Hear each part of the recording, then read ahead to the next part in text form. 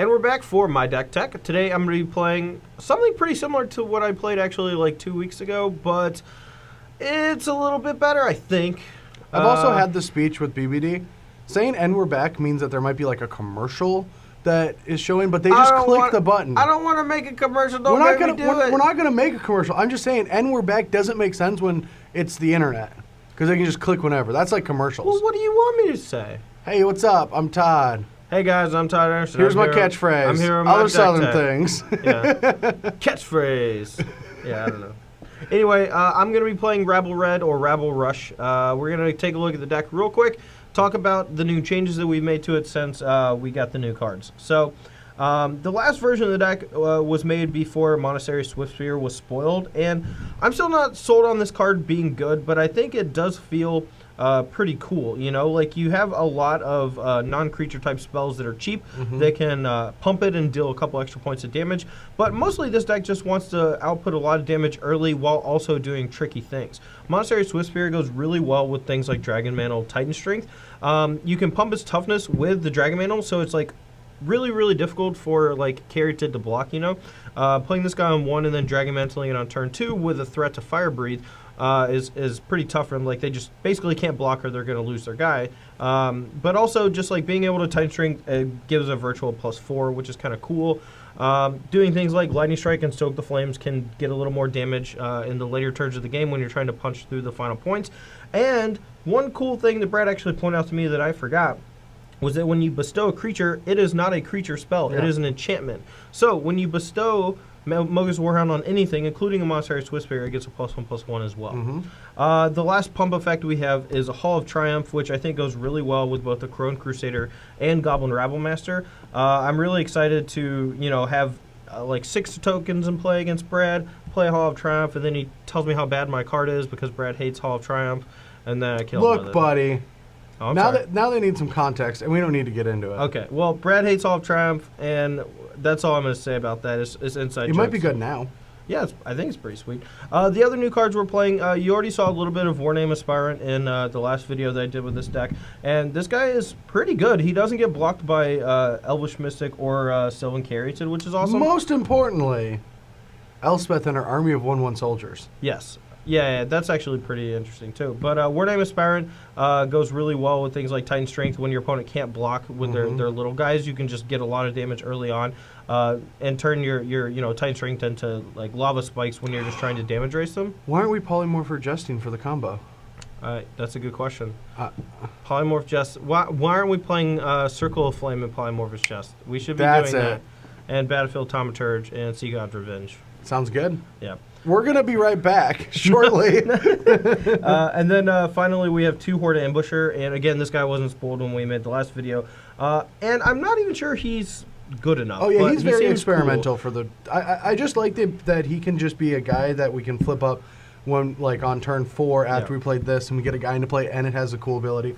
It's worth trying. No, I agree. A lot of people compare this guy to Goblin Shortcutter, but I think that's really unfair because Goblin Shortcutter, you, like, couldn't get the ability except when you played it. This guy, you can play it, morphed, and then 2 turns later or 3 turns later, you can unmorph it, flipping a red card, and make their best guy not be able to block. So you can put pressure on them early. Yes, you have to play it for 3, but you have a lot of 2-drops in your deck. Like, you can just cast Mogus' Warhound on 2 if you need to. You have Warname Aspirant, you have Dragon Mantle, Titan Strength on your 1-drops. You have a lot of stuff to do on turn 2 so that you don't actually need to cast this guy on 2. But if you don't have anything to do on 2, the fact that you can play him as a Grizzly Bear is just fine. I completely agree. And then the mana base, all mountains. There is some argument to be made to trying to splash white for Chain to the Rocks. I really do think Chain to the Rocks is going to be one of the best cards in the format if the decks can handle it mana base wise. We did lose all of the Ravnica dual lands, so it's a lot harder to have the right colors and mana sources and enough mountains in your deck. But hopefully we can figure out a solution for that.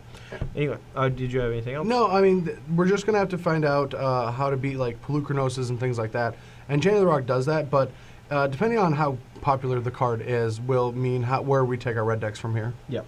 All right, well, that's the main deck for Rabble Rush. Let's go and take a look at the sideboard, and then we'll get to battle. Battle. Rabble.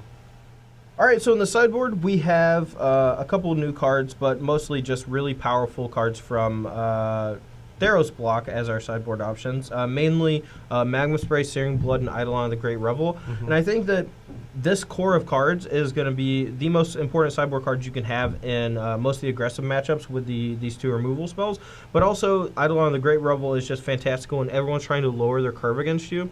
The problem is you don't want to play too many of them because a lot of those decks, they can get an advantage on you. Like when they cast a Pulchronos and you're behind, every spell you cast is dealing you 2 damage. Or they go, like when you're on the draw, they go, Caryatid, you play that, then they play Siege Rhino, and you're like...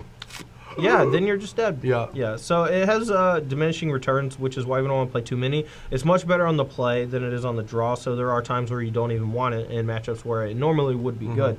The rest of the sideboard, the new cards, we have 2 Barrage of Boulders, and I do want to take a moment to talk about this card because Brad actually convinced me of this this morning when we were talking. I thought Scouring Sands would be good enough. You know, I wanted to have a spell that could deal 1 damage to all my opponent's creatures, and I thought the Scry one was actually pretty good.